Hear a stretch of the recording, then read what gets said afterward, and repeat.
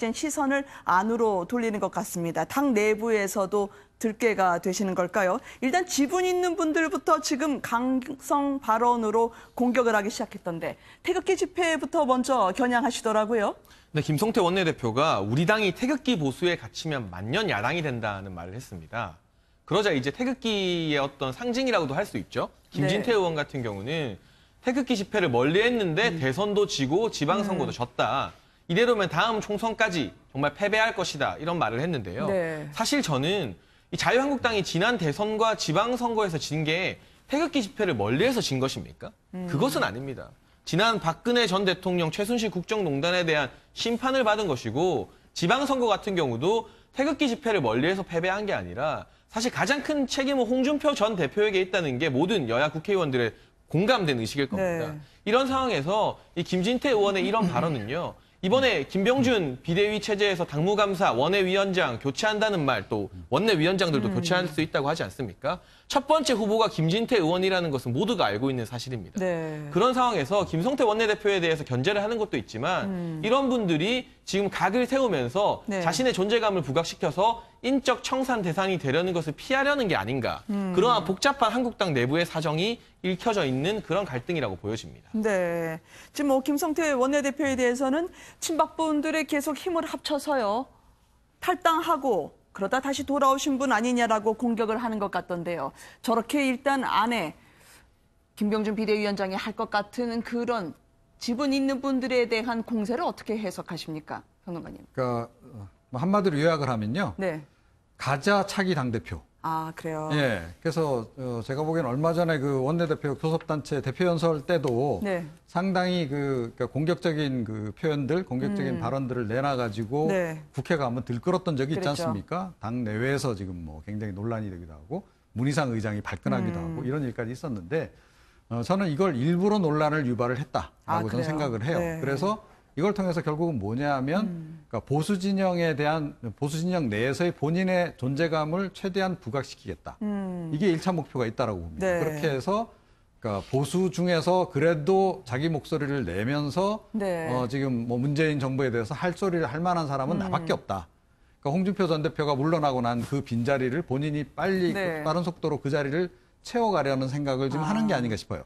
그러니까 김병준 비대위원장이 그 역할을 사실은 하지 않을까 싶었는데 생각만큼 그렇게까지 존재감을 보이고 있지는 못하거든요.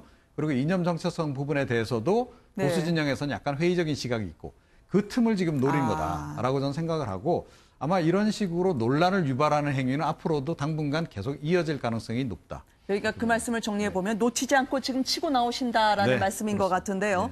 워낙 6.13 지방선거 패배 이후에 친박계가 사퇴하라고 했는데 이개파하고 오히려 전쟁을 벌이겠다라고 선포를 하지 않았겠습니까? 그 당시에 김성태 원내대표 들어보시겠습니다.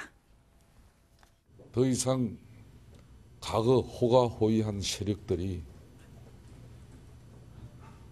어떤 명목의 이름으로도 자유한국당의 쇄신과 변화를 흔드는 행위에 대해서는 단호하게 대처하겠습니다. 자신들의 정치적 이해관계를 위해서 정략적 목적만을 위해서 당내 갈등을 야기시키는 행위에 대해서 더 이상 국민들께 싸우는 모습 보이기 민망하기 때문에 그 사람들 대응하지 않았는데 그러다 보니까 기고만장해하는 그 모습들 더 이상 두고만 볼 수는 없습니다. 막장을 넘어 엽기 공포영화 수준입니다. 저를 상대로 더는 용납할 수 없다고 했는데 이거는 거의 분노 조절 장애가 아닌가 이렇게 생각합니다. 쇄신과 변화를 그만두라고 차라리 솔직히 고백하라. 김성태 대표의 말인데요. 바로 김성태 대표가 물러나는 게 쇄신과 변화의 첫걸음이다. 마치 쇄신과 변화를 위해서는요. 안의 전선을 일단 한번 넓혀보겠다라는 생각이 아닐지. 지금 김성태 원내대표가요. 오늘 구미 쪽에요. 가기도 했고요. 자신의 동료에 대해서 한때는 굉장히 친분이 있다고 했던 나경원 의원에게도 대놓고 설전을 벌이더라고요. 강서구 이제 특수학교 설립 문제 때문에 지난번에 김성태 그 원내대표 또 지역구이기도 하거든요. 그쪽이. 그 한방병원 설립하는 문제 가지고 그동안에 이 특수학교 설립을 네. 못하다가 이번에 이제 한방병원 설립에 서울시 교육청이 적극적으로 협조하는 조건으로 이제 특수학교를 설립한 거죠. 거기에 대해서 나경원 의원이 이제 이거는 아주 나쁜 선례를 남기는 나쁜 합의다 이렇게 해서 비판을 했거든요. 네. 그러니까 김성태 원내대표가 거기에 대해서 철딱선이 없는 어떤 분 뭐 이렇게 하면서 나경원 의원을 직공하는 이런 말을 좀 사용하기도 했거든요. 아니, 원래 나경원 의원이 좀 어려울 때 같이 상담도 하는 분 아니었어요? 김성태 원내대표가. 그러니까 바른정당이 자유한국당에서 이제 또 의원들이 탈당할 네. 때 김성태 원내대표한테 나경원 의원이 전화를 해서 막 네. 울고 그랬다는 거 아닙니까? 그래서 나경원 의원은 나 없이는 못 산다 뭐 이런 식의 얘기를 김성태 원내대표가 언론에다 하기도 하고 그랬었는데요. 결국 이제 원내대표 경선하고 이러는 과정에서 등을 돌리게 됐고 이 문제 가지고 이제 마지막으로 충돌을 하는 그런 모습까지 보이게 됐는데요. 저는 김성태 원내대표한테 뭐 여러 가지 이제 얘기는 빼놓고 한마디만 네. 좀 말씀드리고 싶은 게 있다면 밀림의 재앙은 들깨는 아니잖아요. 사자잖아요.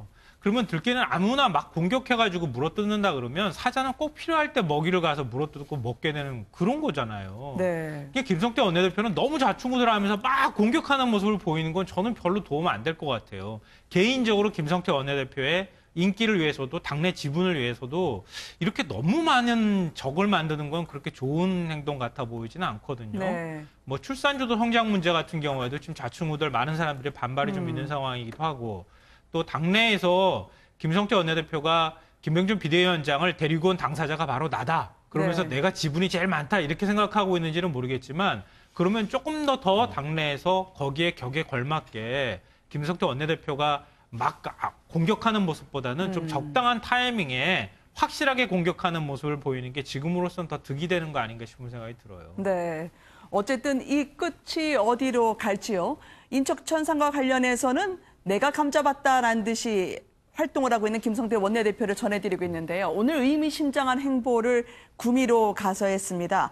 지금 김병준 비대위원장과 함께요. 어디 가 계시나 했더니 생가, 박정희 전 대통령 생가를 가셨습니다.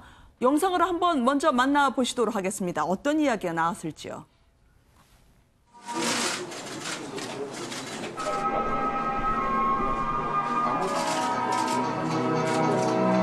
박 대통령 정부가 제3공화국 이후에 우리가 정말 경제가 한번 크게 성장했었죠. 그 이후에. 그런데 그 성장했던 경제가 지금 굉장히 어려워지고 있는 상황이죠. 이제 우리가 또 다른 하나의 도약, 또 그 성장의 발판을 지금 마련하지 않으면 안 된다. 지금 이대로 가다간 정말 5년 뒤, 10년 뒤에 우리 국가가 어떻게 될지 모르겠다는 그런 무거운 생각하고 어떻게 하든지 새롭게 다시 성장을 이야기할 때가 됐다. 이종원 평론가님, 지금 네. 김병준 위원장이 박근혜, 박정희 이 일가에 대해서 어떻게 정리하시는지 모르겠는데요. 오늘 구미로 간 거 이거 어떻게 해석을 해야 될까요? 장군 멍군 게임하고 있는 거죠, 지금. 아, 그래요? 그러니까 이해찬 대표가 여기 가서 현장 최고위원회를 개최하지 않았어요, 얼마 전에. 네, 그렇죠. 그러면서 뭐 20년 장기 집권 얘기하고, 예, 그러니까 지금 이제 더불어민주당 특히 이해찬 대표의 생각은 뭐냐면 PK 넘어서 이제 TK까지 우리가 다음번 총선 때는 우리가 하여튼 네. 여기에 깃발을 꽂겠다. 그 의지를 뚜렷하게 지금 내비친 거란 말입니다. 그렇게 공격적으로 나오니 가만히 있을 수 없는 거죠. 네. 사실은 뭐, 그러니까 지난 지방선거 때 이 TK 지역, 특히 구미시 같은 경우에는 시장을 지금 더불어민주당에 내준 상황이잖아요. 그러니까 그렇죠. 이 수성 의지를 어떤 형태로든 지금 보여줄 필요가 있다. 그래서 네.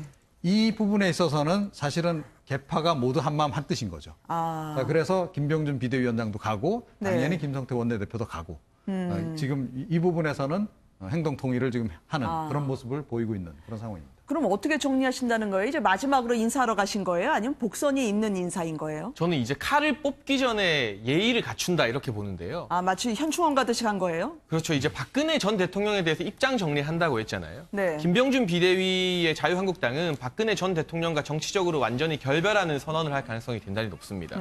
그러나 박근혜 전 대통령과 결별하는 것이지 네. 생부인 박정희 전 대통령의 업적까지도 우리가 다 지우겠다는 것은 아니기 때문에 혹시라도 박근혜 전 대통령과 결별하면 들끓게 될 TK 민심을 미리 다지는 것이고 네. 지금 이제 인적 청산 예고되어 있지 않습니까? 당무감사가 들어가는데 그 당무감사를 책임지는 사람이 김용태 사무총장입니다.